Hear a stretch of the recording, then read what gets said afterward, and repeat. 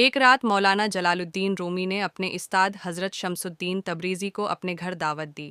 مرشد شمس تشریف لے آئے۔ کھانے کے سب برتن تیار ہو گئے تو شمس نے رومی سے فرمایا، کیا تم مجھے پینے کے لیے شراب لا سکتے ہو؟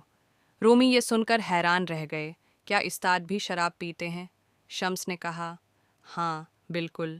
رومی نے عرض کیا، مجھے معاف کیجیے، مجھے اس کا علم نہیں تھا۔ شمس نے فرمایا، اب جان گئے ہو، لہٰذا شراب لا دو۔ رومی بولے، اس وقت رات گئے کہاں سے لاؤں؟ شمس نے کہا، اپنے کسی خادم کو بھیج دو۔ رومی نے کہا، میرے نوکروں کے سامنے میری عزت ختم ہو جائے گی۔ شمس نے کہا، پھر خود ہی جا کر لے آؤ۔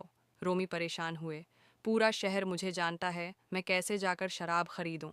شمس نے فرمایا، اگر تم واقعی میرے شاگرد ہو تو وہی کرو جو میں کہتا ہوں، ورنہ آج نہ میں کھاؤں گا، نہ بات کروں گا، نہ سو سکوں گا۔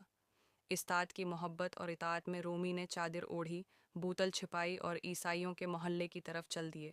جب تک وہ راستے میں تھے کسی کو شک نہ ہوا، لیکن جیسے ہی وہ عیسائی محلے میں داخل ہوئے، لوگ حیران ہوئے اور ان کے پیچھے پیچھے چلنے لگے۔ سب نے دیکھا کہ رومی شراب خانے میں گئے اور بوتل خرید کر چادر کے نیچے چھپا لی۔ پھر وہ نکلے تو لوگ اور بھی زیادہ ہو گئے اور ان کے پیچھے پیچھے مسجد تک پہنچ گئے۔ مسجد کے دروازے پر ایک شخص نے شور مچا دیا، اے لوگو، تمہارا امام شیخ جلال الدین رومی ابھی عیسائی محلے سے شراب خرید کر آ رہا ہے۔ یہ کہہ کر اس نے رومی کی چادر ہٹا دی اور بوتل سب کے سامنے آ گئی۔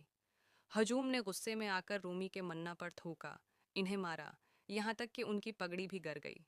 رومی خاموش رہے، انہوں نے اپنی صفائی پیش نہیں کی۔ لوگ اور بھی یقین کر بیٹھے کہ وہ دھوکہ کھا گئے ہیں۔ انہوں نے رومی کو بری طرح مارا اور کچھ نے تو قتل کرنے کا بھی ارادہ کیا۔ اسی وقت شمس تبریزی کی آواز بلند ہوئی، اے بے شرم لوگو، تم نے ایک عالم اور فقیہ پر شراب نوشی کا الزام لگا دیا۔ جان لو کہ اس بوتل میں شراب نہیں بلکہ سرکہ ہے۔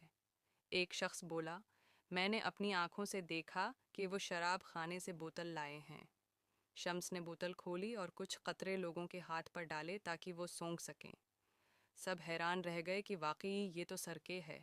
اصل بات یہ تھی کہ شمس پہلے ہی شراب خانے گئے تھے اور دکاندار کو کہہ دیا تھا کہ اگر رومی بوتل لینے آئیں تو انہیں شراب کے بجائے سرکے دیا جائے۔ اب لوگ اپنے سر پیٹنے لگے اور شرمندگی کے مارے رومی کے قدموں میں گر گئے۔ سب نے معافی مانگی اور ان کے ہاتھ چومے، پھر آہستہ آہستہ منتشر ہو گئے۔